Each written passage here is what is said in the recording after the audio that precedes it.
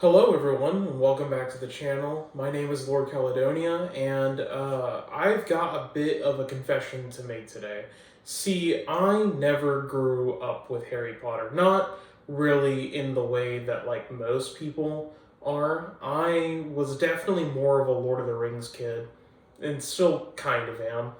But recently, my wife and I decided it might be fun to listen to all the audiobooks, which we listened to the ones by Stephen Fry, which are the ones that I would recommend, and then watch all the movies. And I had read some of them. Like, I know I had read the first one. I thought I had read the second one, but I hadn't. And my fourth grade teacher read the fourth one to us because that was the year the movie came out. And then my aunt took us, like my brother and I, to the last movie because she really liked Harry Potter. So then I read the very last one, and I'd only ever watched movies one, two, three, and eight, I think. So my experience was pretty fractured of Harry Potter. But reading all of them together, more or less back to back, I found myself to be a fan. I mean, I think that's safe to say that most people are fans of Harry Potter. And since then, I've gone on, I watched all the movies with my wife. I played the Hogwarts Legacy video game, which I would absolutely 100% recommend. And I feel like I'm in a unique position because, like people who didn't grow up with, like, Star Wars or whatever, I can see Harry Potter for what it is. In my mind, I don't live with all the retcons that J.K. Rowling, or Rowling, I don't know how you say that, has made over the years, like via Twitter or X or whatever we're calling it, or 60-minute interviews or whatever. So today, I'm going to kind of give you my thoughts on the series. So it's going to be a little negative. I don't really mean for it to be. Again, I said I'm a fan, but I feel like I have a perspective and I have thoughts I want to share. And what is the use of having a YouTube channel if you can't share your thoughts here? So I'm going to kind of give off some things that came to mind when I was reading all these books. I'm going to try and present them in order of book, but I could be wrong. And I'm also not going to be talking about the movies a lot. There's a few mentions here or there, but I'm really more focused on the books. So the first thing I want to say, going back to the Sorcerer's Stone or the Philosopher's Stone, if you're in the UK, is that Hogwarts does not feel like a castle. This is one of those things that I noticed more so in the first book than in, like, the later books. But the school just sort of feels like a school. Like, it has modern day bathrooms. They have a bell that dismisses the classes. And I get that it's supposed to be like a physical bell, like from a bell tower, but it doesn't really come across that way in the book. And I think the first movie does so much more to flesh out Hogwarts than the first book does. Like, the amount of magic I felt when watching the first movie when Harry goes to Hogwarts, the magical school.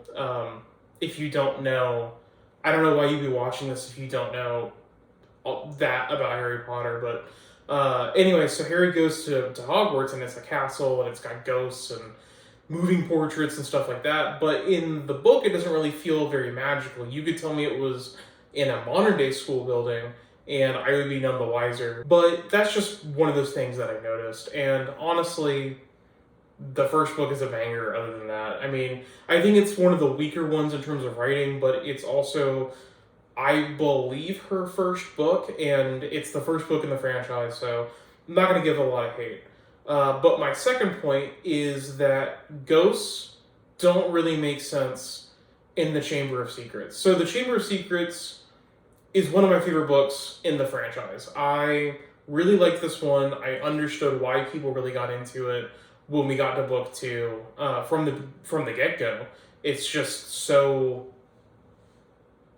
good, solid. It also has a large focus on ghosts, and I think ghosts kind of ruin the plot, and that's not really talked about. So if you don't know what the basic plot of Chamber of Secrets is, it's that there's an evil Chamber of Secrets underneath Hogwarts that one of the founding members of Hogwarts, Salazar Slytherin, who's also an ancestor to Voldemort, aka He Who Must But Not Be Named, aka You Know Who, aka Tom Riddle.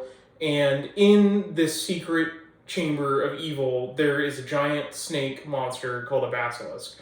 And the basilisk can kill you just by looking at you. And there's this whole section in the beginning of the book, that's not in the movie, where Harry is invited to a Death Day party by his house ghost, which is Nearly Headless Nick. And at this party, he learns about ghost culture, and Nick wants to hang out with these headless ghosts, but they don't allow him to because he's not headless. And it's ghost racism, I guess. I'm not really sure, but Nick, later on in the book, we know, gets attacked by the basilisk and gets petrified, but he can't die, right?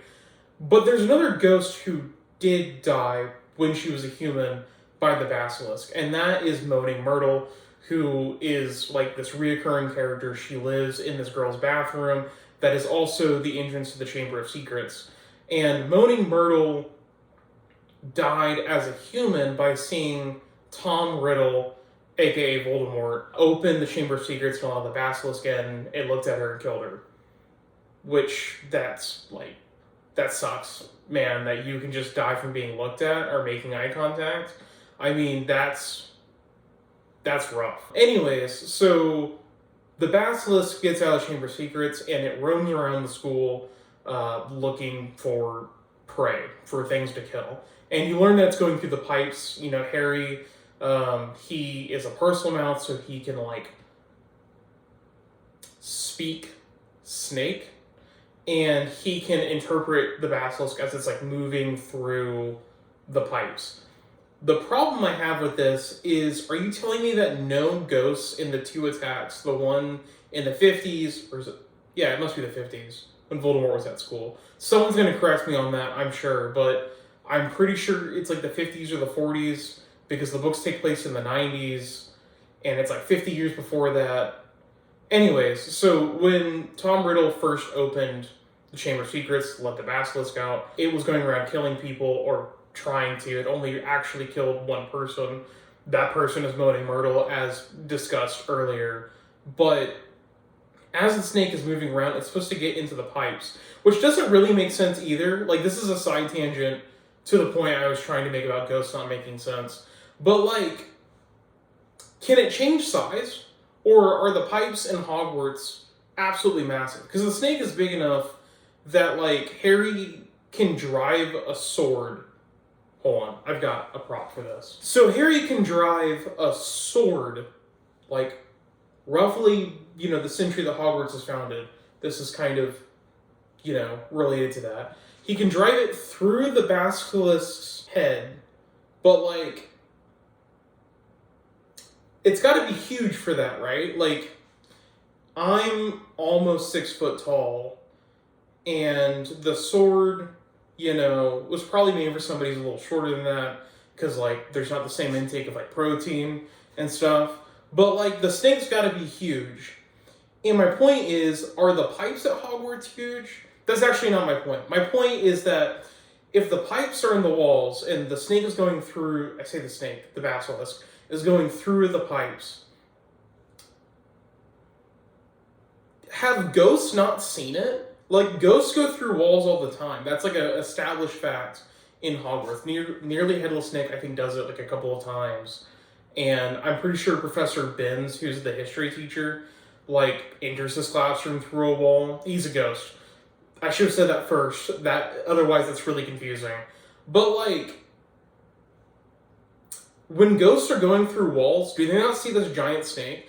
And the other thing is that if I was a teacher or, the headmaster, Dumbledore or somebody, I feel I would put ghosts in watch for giant monsters running around, trying to attack students. I get that they blame the whole thing on Hagrid, but, I feel like that's a huge security risk, not having ghosts who don't sleep, they don't need to eat, they don't need to like use the bathroom or anything. They can go through walls. Why aren't they like more on patrol? And Nearly Headless Nick is only like attacked when he's talking to a student, and it sees him and it like petrifies him for a little bit. But it's like indirect. Well, I guess you can't kill a ghost, so it petrifies him. But the kid that he was talking to is looking through him, and only petrifies him because it was like an indirect look. It's not really a big deal, but it is a little annoying for a book that's so centered on ghosts. I get that it's setting up Moaning Myrtle as like a character, but it's not like she has that much to do with the plot. She does pop up later on and is a fan favorite, especially I think in the films. I think a lot of people like her a lot. So I kind of get why ghosts are included, but again, they don't really make sense. Okay, done with ghosts. Now we're gonna move on to other monsters. And point number 3 is that the plot of Prisoner of Azkaban is way too convoluted for no reason. So I want to preface this section and say that I really like the Prisoner of Azkaban movie. I think it's not only probably the best Harry Potter movie that there is, but it's like one of the best movies I think ever made. And I know that's like crazy to say because there's so many good movies, and I'm not saying it's like top 10, but like top 100 definitely, for sure. The movie is really expertly crafted, and I'm not going to talk about it that much, but my point is I think it cleans up a lot of what I'm about to talk about. And that's that the plot to Prisoner of Azkaban is very convoluted for seemingly no reason other than it is.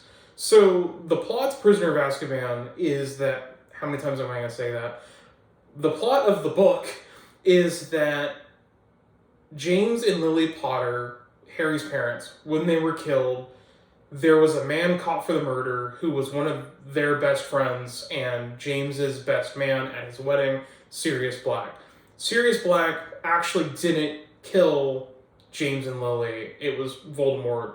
Well, I guess he's not technically like in trouble for killing them, but okay, so there's this thing where you can make a section of land unplottable, which means that like it doesn't show up on a map. Muggles can't find it. But to find the house that they were living in, they cast a spell on it, which made it hidden. So only people who knew where it was could find it. And you have to have a secret keeper, and the book says the word secret keeper, I guess that's a phrase, like 100,000 times, and I got really annoyed with it.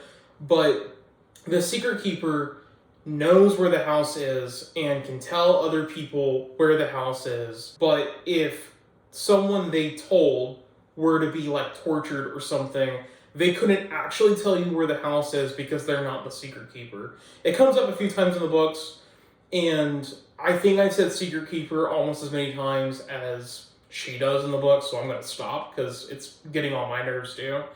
But Sirius was going to be made the secret keeper, and he turned down the role and passed that on to Peter Pettigrew, who was another friend of theirs. Peter Pettigrew then was literally and figuratively a rat and went to Voldemort, aka Tom Riddle, and told him where the Potters lived. Voldemort shows up, kills them. Then Sirius, learning what Peter Pettigrew did, goes after him and tries to kill him. He, being Peter Pettigrew, I think kills like some muggles in the fight and fakes his own death, and Sirius Black goes to Azkaban, which is wizard jail, at least if you're in the UK. And it's basically Alcatraz, but like worse than that. Sirius sneaks out of Azkaban when he sees a newspaper clipping that has the Weasley family in it with their rat, because Peter Pettigrew could literally turn into a rat. He was an animagus, which is like a wizard that can turn into an animal, and like you pick one, and you have to be registered, but he's not, and Sirius isn't either, and neither was James, but they were all animagi, I think is how you pronounce it. They were all animagi because their best friend Lupin was a werewolf, and they all wanted to turn into animals to hang out with him, because werewolves don't attack humans or I'm sorry, werewolves do attack humans, they don't attack animals. And so they all turn into animals, and Sirius sees the newspaper clipping of the rat, which I guess Peter Pettigrew like killed the Weasley family's rat at some point. Its name is Scabbers, and takes the place of it. And then Sirius turns into a dog, which is what he turns into. And then the Dementors, who are like the guards of Azkaban, who like feed on happiness, but if you're too happy and you can cast a spell of that happiness, which is like the Patronus spell, then like it deflects them for some reason. I don't know. Dementors are cool. They're much cooler in the movies than they are in the books. In the books, they're kind of just like knockoff Ringwraiths. They even like sniff, kind of like the Ringwraiths do, to try and find the ring. Again, I'm a Lord of the Rings person. Was not a Harry Potter person growing up. But anyways, so he turns into a dog and escapes, which I feel like is a security hazard if someone can just do that. I get that usually you have to use your wand as an animagus to turn into an animal, but like Sirius didn't need to, and I guess he like just found that out like 12 years after being in Azkaban. I'm not really sure, but he shows up. Everyone thinks he's trying to kill Harry. He's actually trying to kill Peter Pettigrew, but then Lupin, their friend, the werewolf, is also a professor at Hogwarts, and he protects Harry, or wants to, and there's this big kerfuffle, and the whole thing comes out, and it's really, really complicated, and I feel like it's only really, really complicated because the entire plot of the book, like, I just talked about it, minus the time turner stuff, minus the time travel, not even going to touch that, but the entire plot of the book is told to the reader in, like, I don't know, it must be 20 pages or something. I mean, I listened to it on audiobook, so I don't know like the actual page count. But there's this whole section where they're all three of these adults, plus Snape, plus the kids. I think Snape's there. He might show up a little bit later. But they're all in this like room, and everyone's pointing wands at each other, and it's really dramatic. And then Lupin takes the time to sort of give what I jokingly called the Dr. Evil speech from the first Austin Powers movie, to like go into his entire life story and explain this plot, or I guess he explains his half of it, and then everyone else explains their half. And like, man, it's really convoluted. It took me right out of the story. In the movie, I think it's a little bit more concise because you don't learn that like Lupin like attacked Snape because the others tricked him into being there, and it's a pretty like big foundational moment for Snape's character, but it takes up too much, I was going to say screen time, but as a book, page time, page length, reading time. I don't know. I feel like the plot could have been explained a little bit better later on, and J.K. Rowling loves her, like, monologues. And to that extent, I want to go into my next point, which is that every book ends with a really boring monologue, except for book 4 from Prisoner Azkaban on. So they're all kind of like that, except for at the end of book 4, there's one by Voldemort, which I'm sorry, let me stick to the bit. Voldemort, aka Tom Riddle, which I really, really like his monologue because it feels like he's testing out his new body. And this is a really weird video if you're not at least like vaguely familiar with what I'm talking about. But that leads me into my next point, which is Barty Crouch Jr. That's it. It's Barty Crouch Jr. So, in the 4th book, Goblet of Fire, which I think is my favorite book, and I know that's weird because I'm about to, like,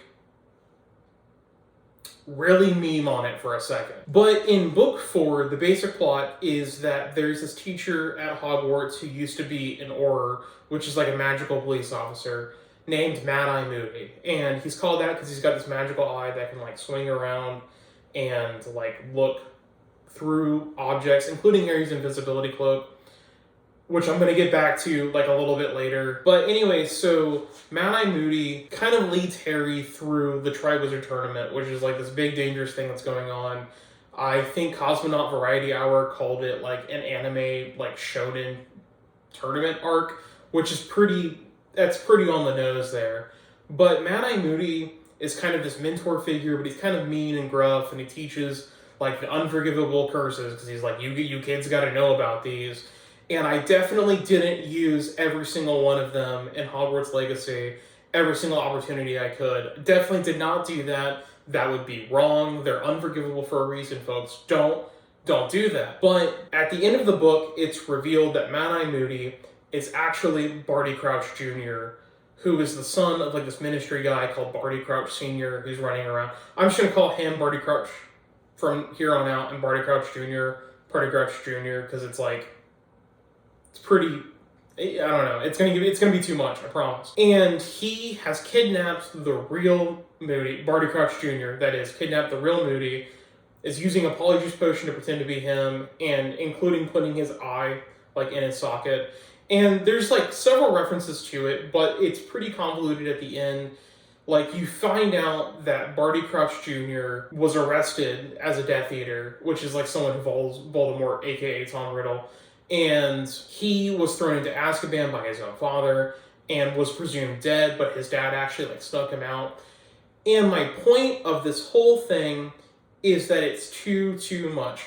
When you remove Mad-Eye Moody from the plot and you make it just Barty Crouch Jr., who ends up dying, well, I guess he doesn't technically die, he gets his soul sucked out by a Dementor, which is like more or less the same thing. But like, when he dies and Mad-Eye Moody comes into the story, and Mad-Eye Moody is probably one of the coolest characters like set up. But when he comes in the story, you don't care about him because you didn't spend an entire book with crazy Mad-Eye Moody. And the thing is, the plot, so Barty Crouch Jr., pretending to be Mad-Eye Moody, put Harry's name in the cup, which put him into the tournament. Again, this is really confusing if you haven't like watched or read Harry Potter. But you could just argue that Mad-Eye Moody was under the Imperius Curse, so he was like mind controlled to do that, because you learn in this book about the Imperius Curse, so it doesn't like remove that. And then later on, spoiler alert, which I don't know why I'm doing that, because like I'm gonna spoil basically the whole series. When Mad-Eye Moody dies in book 7, like I didn't feel anything because I don't know that character. So my point is, either you take two routes, in my opinion. I'm not the paragon of writing or anything like that, but like, I feel like either you make it so that Barty Crouch Jr. doesn't exist in the plot at all, and it's just Mad-Eye Moody, or you fix Barty Crouch Jr. and make him more interesting. Because like, so he says in court, when you see this like flashback with Barty Crouch Sr., and Barty Crouch Jr. says that he was just caught up in the wrong place, wrong time. He's not really a Death Eater. And I think that's like so much more interesting of a plot, because I think that's very real. People all the time, you know, wrong place, wrong time, hang out with the wrong folks, you go to jail. But sometimes people become radicalized in jail. We see that with real world like terrorists, especially like over, I feel like more so in Europe. I believe there's a prison, I can't remember if it's in Belgium or it's in France, but it's like known to take people and kind of radicalize them because they're just put like innocent, or not innocent, because people who didn't commit that terrible of a crime are put in with like the worst of the worst, and they pick up a lot of the same mentality. So I think it'd be more interesting if Barty Crouch Jr. was really wrong place, wrong time, and not actually a Death Eater the whole time like it's implied, and was radicalized in prison to hate other wizards and follow Voldemort, aka Tom Riddle. And I think it would be much more interesting if, instead of having him, at least like, you know, from like a literary standpoint, die at the end of the book, if he instead stuck around.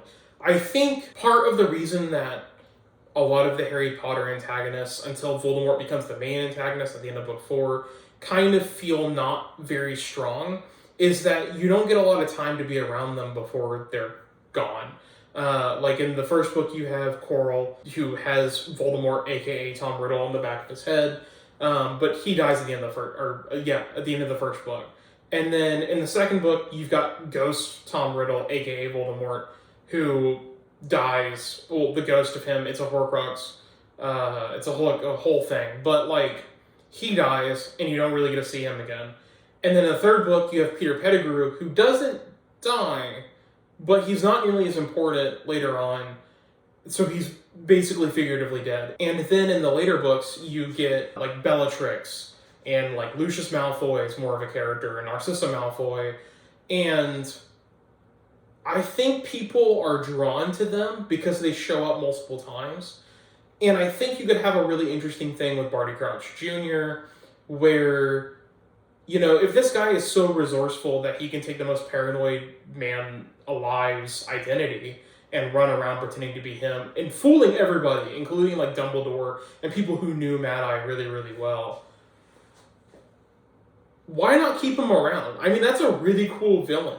I don't know what you would do with him if you'd have him go through like a redemption arc, or maybe he could create like a Splinter Cell from Voldemort. I don't really know. I think it would just be really, really cool. And I also want to do like a subcategory right here and say that Mad Eye's eye doesn't make any sense. So you learn later on that Harry's invisibility cloak is what is called like a Deathly Hallows. So it's one of like the 3 most powerful magical artifacts ever made. But Mad Eye Moody's eye can go through it and like see Harry, and it does multiple times. I saw when I was reading, I sometimes I had to look up stuff to be like, why is that the case? And usually it would be like, well, on Pottermore, yada yada yada. I don't really care about Pottermore. But like people would try and answer it on the internet. And I saw Reddit threads of people being like, oh, well, Mad Eye Moody is so cool that he can sniff Harry from underneath the cloak. And it's like, yeah, I would totally buy that if 1, he doesn't look directly at Harry, and 2, it was actually Mad Eye Moody. So like I feel like it's important, feel like it's part of the whole thing, but like, are we just not going to talk about that? Really? Okay, next point. I really, really like Dolores Umbridge, but I think she should have been a half-goblin. This is like a very minor point in what I'm talking about. But Dolores Umbridge is this like really evil lady who becomes the headmaster of Hogwarts in book 5, The Order of the Phoenix, and she's kind of the main antagonist of that book. And I like that she's the main antagonist of the book because I think she's a fun change from Voldemort, aka Tom Riddle, and Death Eaters and stuff like that. Because her whole thing is she's just like a bureaucrat who likes hurting children.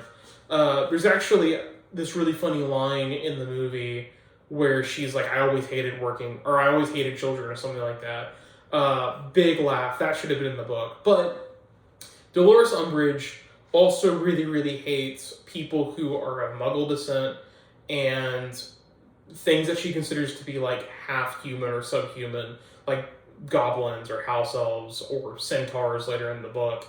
And the thing is, she's noted multiple times as having like these sharp teeth, which are a goblin feature in the books. And I don't know why she wasn't made half goblin. I think from what I was reading, her mom or somebody was like a muggle, so like a non like wizard person. But I think her hatred towards things that she considered to be half human or subhuman would be more hypocritical if she herself was like a half goblin. Like, if you look at, say, Voldemort, aka Tom Riddle, it's a pretty clear Hitler allegory, which I don't think YouTube's going to like me using that word, but I'm going to use it anyways. It's a guy who couldn't get the job that he wanted, who hated people who he saw as, like, subhuman, but in reality, he had, like, some genealogy from them. It's a pretty clear, like, 1-for-1. And Dolores Umbridge, I think, is an interesting character because she fulfills some of that same, like, criteria without being a Death Eater herself.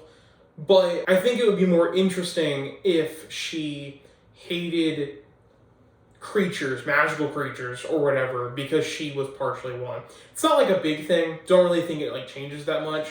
But part of me wonders if it was intended in the beginning, because again, there's like the mentions of like the really sharp teeth. I'm not really sure. Okay, next point. Also on book 5. Gilderoy Lockhart deserves a redemption arc. So Gilderoy Lockhart is the Defense Against the Dark Arts teacher in book 2.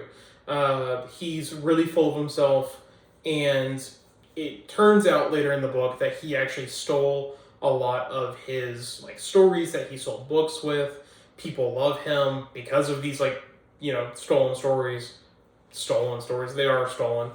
But at the end of book 2, he is taken down by Ron and Harry to go to the Chamber of Secrets, and he tries to attack them and wipe their memories so that he can say that he killed the basilisk, and because he's like a coward, and they can all escape. Well, they would have their memories changed, so they wouldn't know that he didn't actually do it. It's not really like a big thing.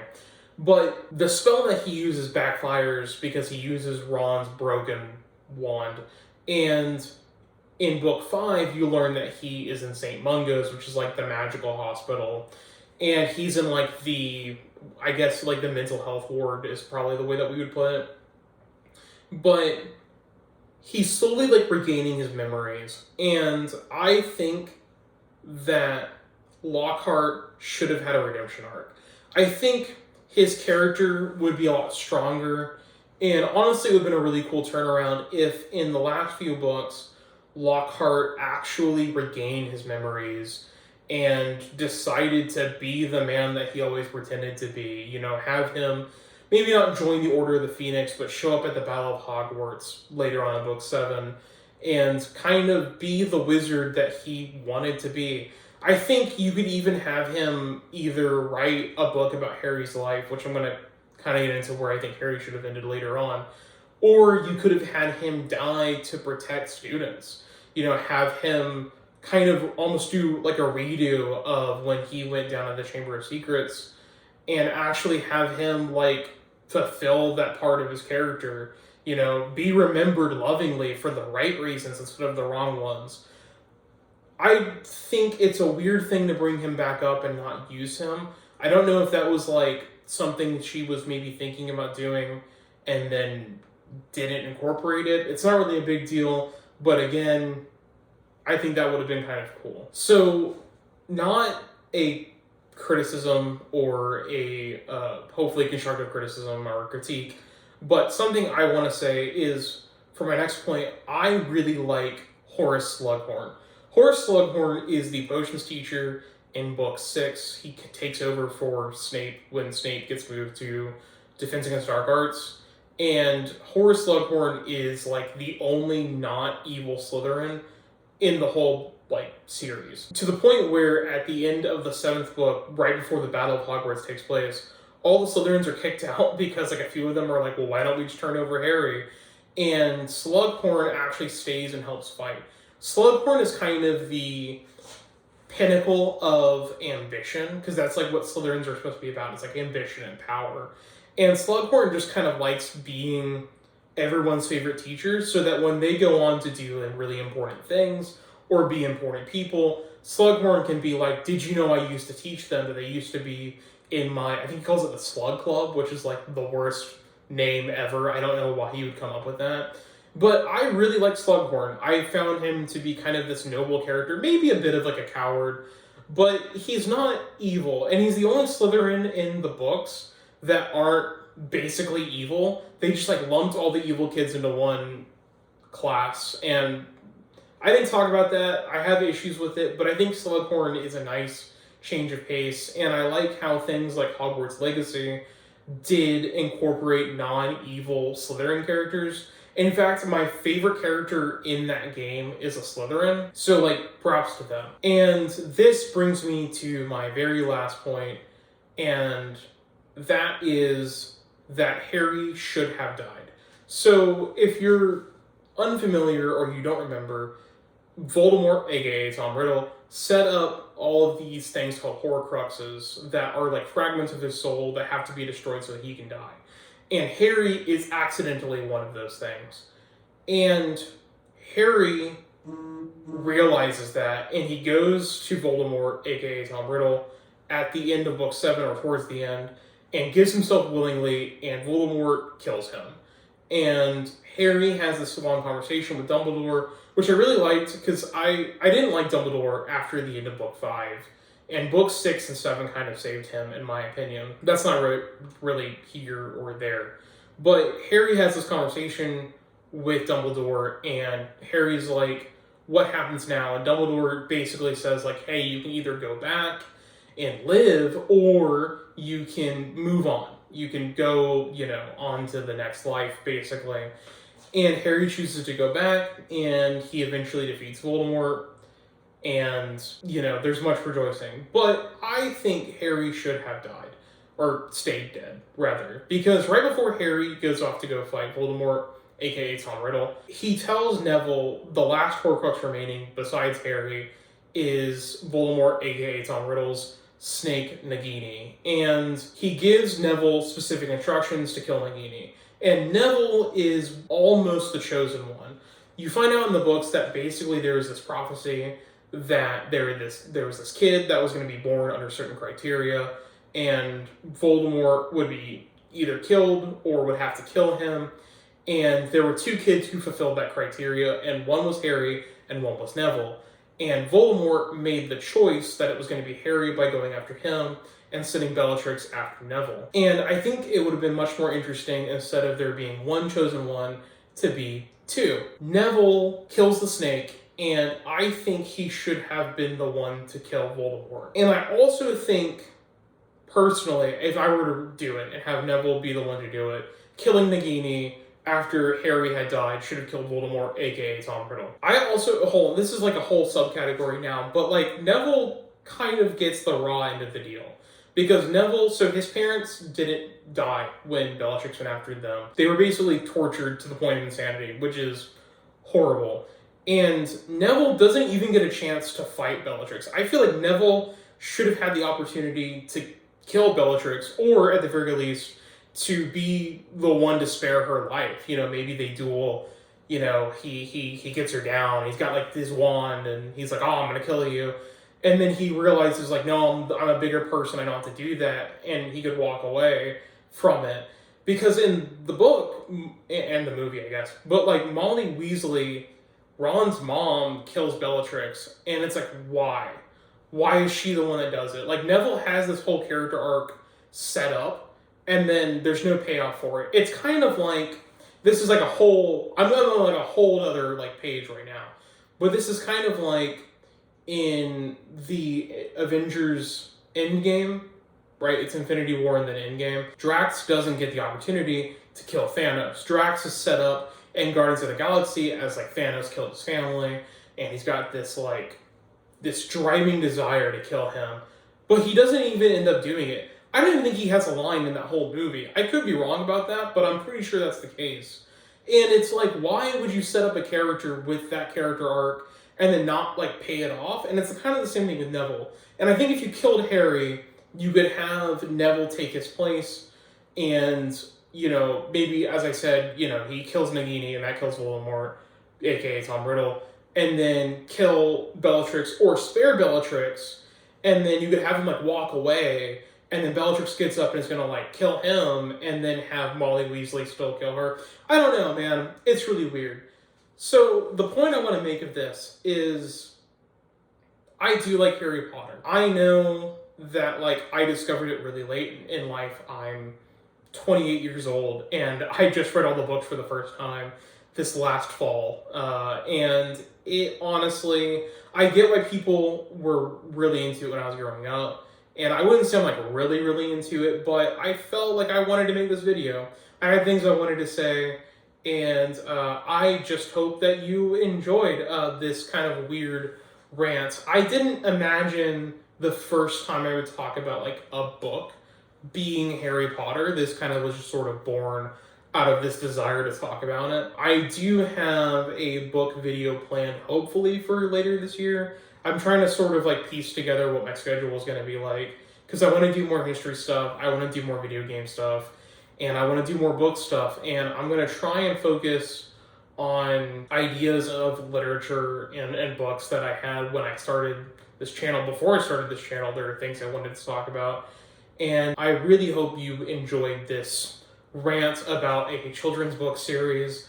And I just want to say, for the first time on this channel, because a lot of you watched my last two videos, but if you're not, please subscribe. It helps boost it in the algorithm. But that's all I've got for you today. So as always, be safe, take care, and I will see you in the next one. Bye.